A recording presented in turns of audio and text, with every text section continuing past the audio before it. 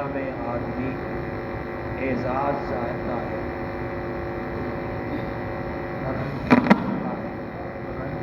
لوگوں کے سامنے مقبولیت چاہتا ہے، یہ فطری چیز ہے اور ہمارا عام انسانوں کا یہی مزاج بنا ہوا ہے۔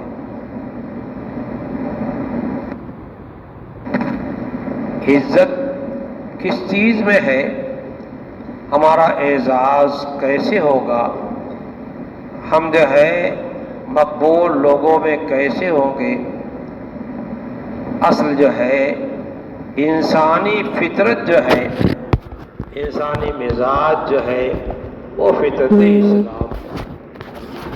اللہ کے حبیب پاک صلی اللہ تعالی علیہ وسلم نے ارشاد فرمایا ہے،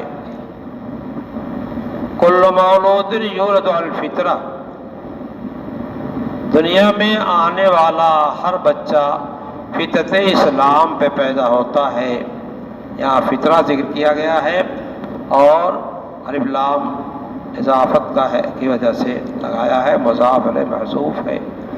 فطرت اسلام پہ ہر بچہ پیدا ہوتا ہے، جب دنیا میں آتا ہے اس کے دل میں اسلامی فطرت ہوتی ہے، اسلامی مزاج ہوتا ہے، بہت چھوٹا دل ہے، بہت مختصر سا ہے، مگر اس میں جو ہے یہ چیز اللہ تعالی نے ڈال دیا ہے۔ اللہ کے حبیب صلی اللہ علیہ وسلم فرماتے ہیں کہ اس فطرت کے سلسلے میں اس کو بنانے میں اور اس کو بگاڑنے میں جو ہے ان کے والدین کو دخل ہے، ان کے والدین کو دخل ہے۔ اللہ کے حبیب صلی اللہ علیہ وسلم فرماتے ہیں فَأَبَوَاهُ يُحَوِّدَانِهِ، ہم تو پیدا کرتے ہیں اس پر کہ فطرت اسلام جو ہے وہ اس کے قلب میں ہوتی ہے، اور باپ یہودی ہوتا ہے، ماں یہودی ہوتی ہے، تو فطرت اسلام کو تبدیل کر کے اس پر یہودیوں کا اثر ڈال دیتے ہیں، ان کے اخلاق ڈال دیتے ہیں، ان کے لباس ڈال دیتے ہیں، ان کا طور طریق ڈال دیتے ہیں۔ یہ جو ہے ہوتا رہتا ہے اور خوب ہو رہا ہے۔ یہودی کا لڑکا یہودی ہو رہا ہے جبکہ پیدا ہو رہا ہے فطرت اسلام پر۔ نبی پاک صلی اللہ علیہ وسلم نے لفظ کل مولود استعمال کیا ہے، جس سے کیا معلوم ہوتا ہے کہ ہر پیدا ہونے والا بچہ ایسے ہی پیدا ہوتا ہے، اللہ تعالیٰ کی طرف سے ایسے ہی آتا ہے، لیکن جو ہے باپ یہودی ہے تو یہودی بنا دیا، فطرت اسلام جو تھی وہ مغلوب ہو گئی اور ان کی تربیت جو ہے وہ غالب ہو گئی۔ اسی طریقے سے دوسرا لفظ اللہ کے حبیب صلی اللہ علیہ وسلم نے ارشاد فرمایا فَأَبَوَاهُ يُحَوِّدَانِهِ کے بعد او يُنَصِّرَانِهِ، یا نصرانی بنا دیتے والدین، والدین نصرانی ہوتے ہیں تو بچوں کی تربیت مذہب نصرانیت کے لحاظ سے کرتے ہیں اور نصرانی بنا دیتے ہیں، بچہ بھی نصرانی بن جاتا ہے، بچی بھی نصرانی بن جاتی ہے۔ وہی چیز جو ان کے ہاں ہے بے غیرتی اور دوسری چیزیں، وہ ساری چیزیں آ جاتی ہیں۔ ایک شخص ایک نوجوان کے پیچھے پڑا ہوا تھا نصرانی، اور اس کو سمجھا رہا تھا نصرانیت کو اور اسلام سے پھیرنا چاہتا تھا، لیکن وہ بچہ کسی طرح اسلام سے پھر نہیں رہا تھا۔ اس کی نوجوان لڑکی تھی، اس نے کہا ابا آپ کیا چاہتے ہیں؟ بتائے میں چاہتا ہوں کہ یہ ہمارا مذہب قبول کر لے، لیکن میں نے بہت ساری کوششیں کیا اور یہ جو ہے ادھر آیا نہیں۔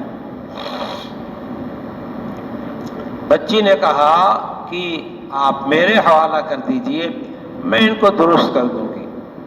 چنانچہ وہ لڑکی روزانہ ان کے سامنے بن ٹھن کر کے آتی تھی، کھانے پینے کا سامان لا کھلاتی پلاتی تھی، اور یہی چلتا رہا 40 دن پورے ہو گئے اور اس نوجوان نے اپنے ایمان کی، اپنی فطرت کی حفاظت کیا۔ 40 دن پورے ہو جانے کے بعد اس لڑکی نے کہا تم انسان ہو کچھ اور ہو، تم انسان ہو کہ کچھ اور ہو؟ کہ کیا بات ہے؟ کہا میں 40 دن تمہارے سامنے جو ہے بن ٹھن کر کے اور ہر انداز سے، ایسے انداز سے آ رہی ہوں کہ تم مجھ پہ شہدا ہو جاؤ، فدا ہو جاؤ۔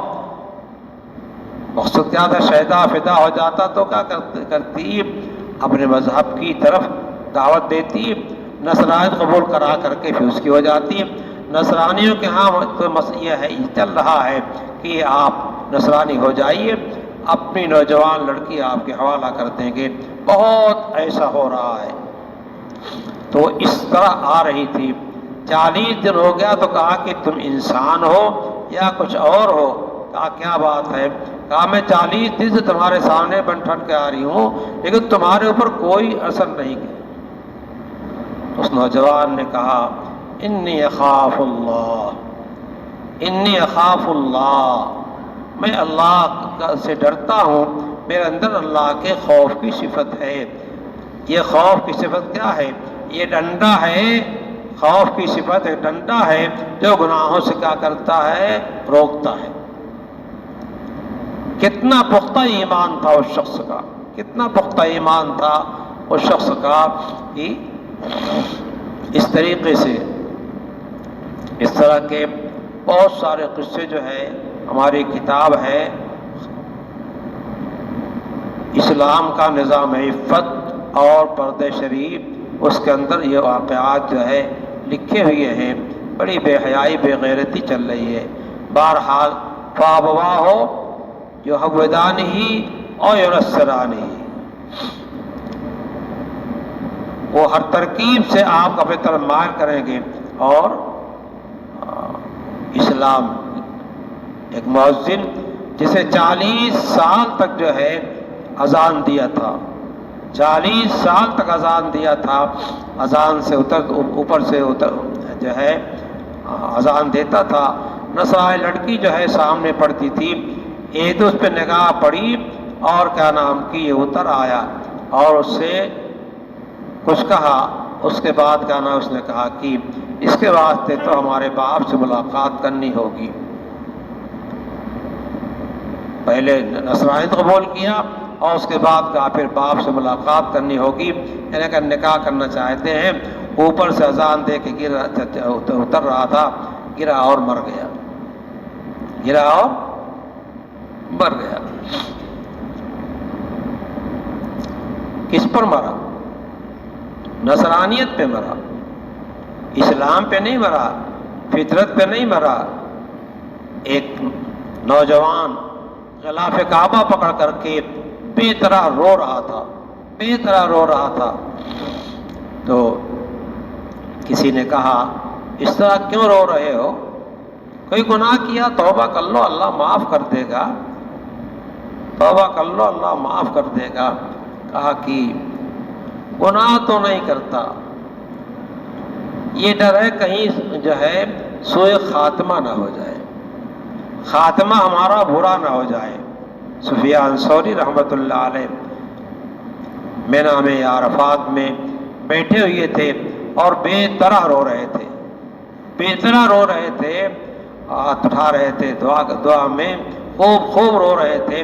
ان کے بغل میں ایک بزرگ بیٹھے ہوئے تھے۔ کہا سفیان کوئی غلطی ہو گئی ہے تو اللہ تعالیٰ سے معافی مانگ لو، مینا کا میدان ہے، اللہ معاف کر دے گا۔ سفیان ثوری نے کہا کہ گناہ کا تو خیال بھی نہیں ہوتا، گناہ کا تو خیال بھی نہیں ہوتا، البتہ سوء خاتمہ سے ڈر لگتا ہے۔ سفیان ثوری بہت بڑے محدث ہیں۔ ایک سفیان ثوری ہیں، سفیان بن سعید نام ان کا ہے، اور ایک سفیان بن عیینہ ہیں۔ دونوں کیا نام کی ایک ہی زمانے کے ہیں اور دونوں بڑے محدثین میں ہیں۔ بعض وقت دشواری پیش آ جاتی ہے کہ حدیث میں یہ نام جو آ رہا کس کا ہے، سفیان بن عیینہ کا ہے یا سفیان بن سعید ثوری کا ہے۔ بہرحال بڑے محدث ہیں اور حدیث کی خدمت کیا ہے، اور اتنا ڈر ان کو ہے، اتنا ڈر ہے۔ ہمیں کیا خوف ہے؟ ہم جو ہے بازار میں چلتے رہتے ہیں، اپنی نگاہیں سینک لیتے ہیں۔ ایک امام صاحب میرے پاس فون کیا کہ بدنگاہی بہت ہوتی ہے۔ میں نے کہا بدنگاہی نہ کرنا تو اپنے بس میں ہے، نگاہ ہٹا لو، جو پڑ گئی وہ تو معاف ہے، اس کے بعد پھر نگاہ نہ رکھو، باقی نہ رکھو، دوسری نگاہ ڈالو۔ یہ تو اختیاری چیز ہے، امر اختیاری ہے۔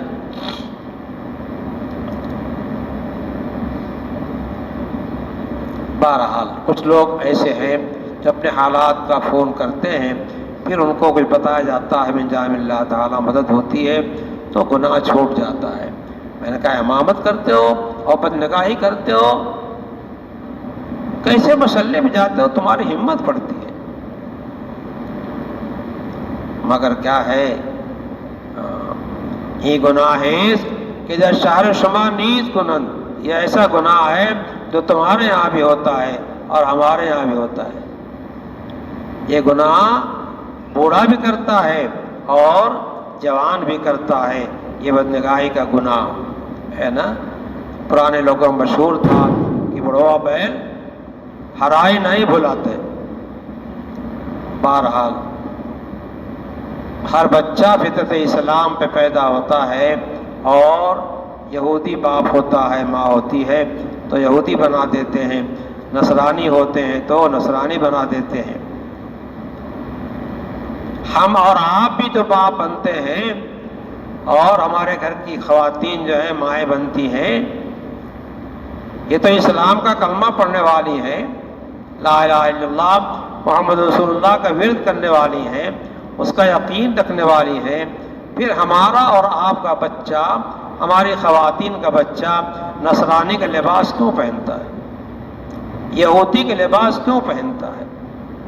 نصارہ اس ملک کے اندر آئے ٹھنڈے ملک سے، اور یہاں کا ملک کیا ہے، کبھی گرمی ہے، کبھی سردی ہے، اور کبھی برسات ہے، ٹھنڈک بھی پڑتی ہے، گرمی پڑتی ہے، تو ٹھنڈے ملک سے آئے، انہوں نے ہم کو ایسا لباس پہنا دیا جو سردی میں پہنتے ہیں اور گرمی میں پہنتے ہیں۔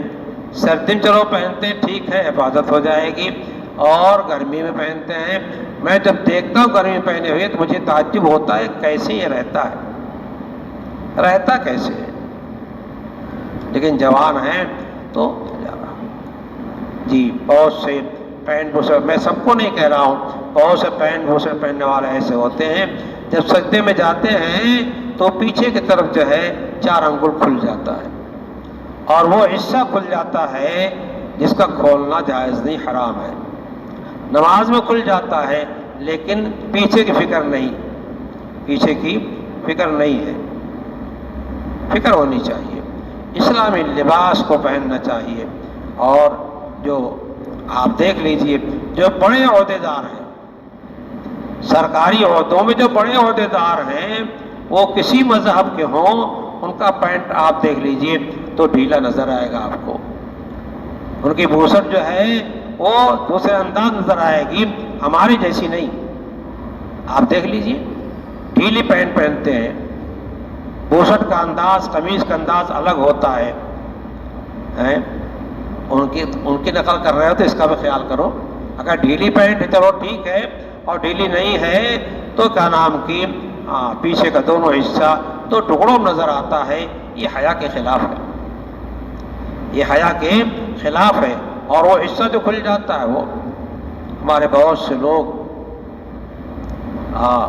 لنگی باندھے رہتے ہیں اور بنڈی اوپر کر رکھا ہے یا نہیں ہے، اور 4 انگل ناف کے نیچے کھلا ہوا ہے، جس کا نہ دیکھنا جائز ہے، نہ دکھانا جائز ہے، نہ کھولنا جائز ہے۔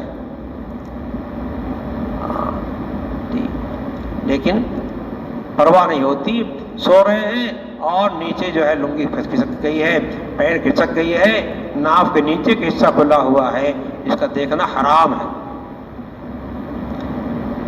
کھولنا کہ کوئی دیکھے حرام ہے۔